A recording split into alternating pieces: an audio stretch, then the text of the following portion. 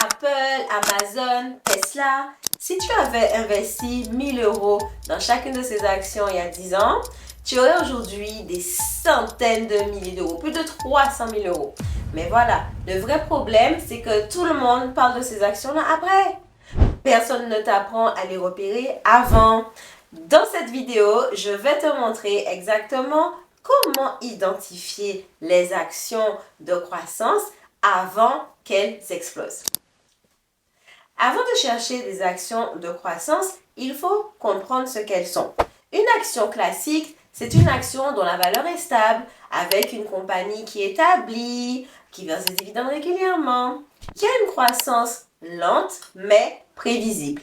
Par exemple, Total, L'Oréal, Danone, c'est rassurant. Ce sont des entreprises rassurantes, bon père de famille, mais ce ne sont pas celles qui vont faire un x5 en 3 ans. Ensuite, tu as les actions de croissance. Alors là, ça, ce sont les actions. Pourquoi on les appelle comme ça? Parce qu'en fait, leur croissance, leur chiffre d'affaires croît fortement d'année en année. Il est toujours en train de croître en fait, et très fortement. C'est une entreprise aussi qui réinvestit tous ses bénéfices pour grandir très vite. En général, elle ne verse pas de dividendes ou sinon très très peu.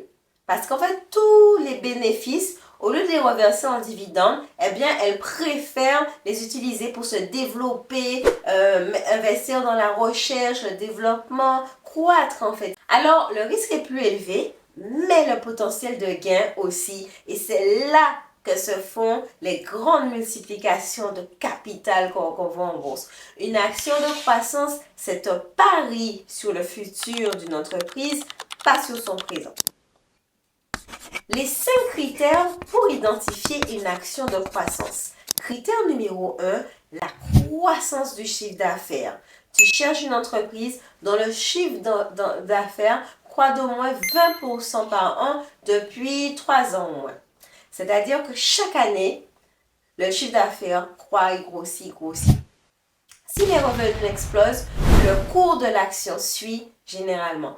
Regarde les rapports annuels ou bien les plateformes comme Morningstar pour voir le chiffre d'affaires. Critère numéro 2, part de marché en expansion. Est-ce que l'entreprise gagne des clients dans un marché qui grossit aussi?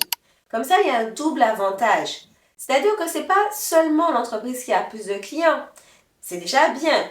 Donc, le chiffre d'affaires croît.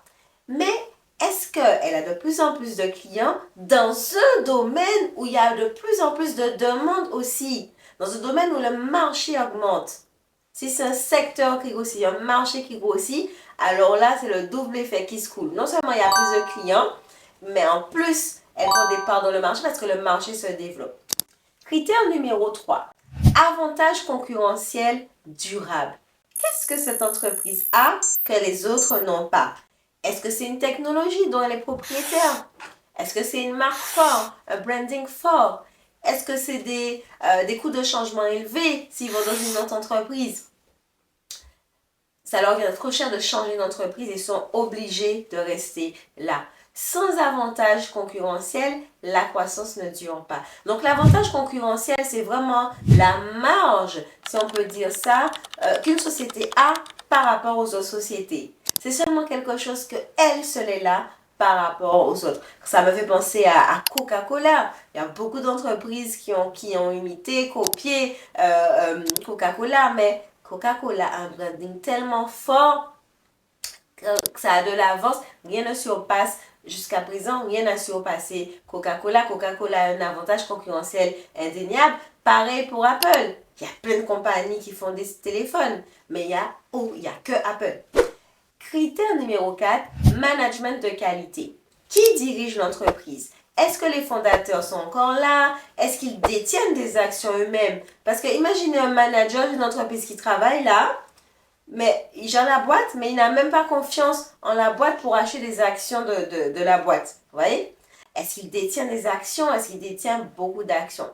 Un management impliqué et visionnaire, eh bien c'est souvent le meilleur signal d'une croissance durable. Critère numéro 5, valorisation raisonnable. Une action de croissance peut être excellente, mais elle peut être trop chère aussi, hein. Donc, il faut que tu regardes le PEG ratio, Price Earning to Growth. En dessous de 1, l'action est potentiellement sous-évaluée par rapport à sa croissance. Au-dessus de 2, il faut que tu sois prudent. Les actions de croissance se trouvent souvent dans les secteurs en transformation. Aujourd'hui, les secteurs les plus porteurs sont l'intelligence artificielle, la tech, la santé, la biotech, les énergies renouvelables, l'espace, petit clin d'œil à SpaceX, la cybersécurité et le cloud. Ce ne sont pas des tuyaux boursiers que je te donne, mais c'est vraiment une grille de lecture. Les méga tendances de demain sont souvent visibles aujourd'hui si on sait où regarder. 3 erreurs classiques du débutant avec les actions de croissance. Première erreur, mettre tout sur une seule et même action. Même la meilleure action de croissance peut se planter. Il faut que tu diversifies sur 5 à 10 actions au moins. Deuxième erreur, paniquer à la première baisse. Les actions de croissance sont volatiles. Des fois, on peut voir des baisses de 30 à 40%, enfin même des chutes, hein, là, c'est pas des baisses là. Ça arrive régulièrement avec les actions de croissance, même sur les meilleures. Donc, si tu as bien choisi, tu tiens bon, tu tiens le cap. Troisième erreur, acheter après la hausse. Quand tout le monde parle d'une action, elle est souvent déjà trop chère. L'avantage se fait en amont, ok? Et pas en suivant la foule. Alors, identifier des actions de croissance, ça s'apprend. Et dans l'Académie de la liberté financière, on va plus loin. Stratégie complète, portefeuille, suivi, études, mindset, tout ce qu'il te faut pour construire ta liberté financière en bourse. Le lien est dans la description.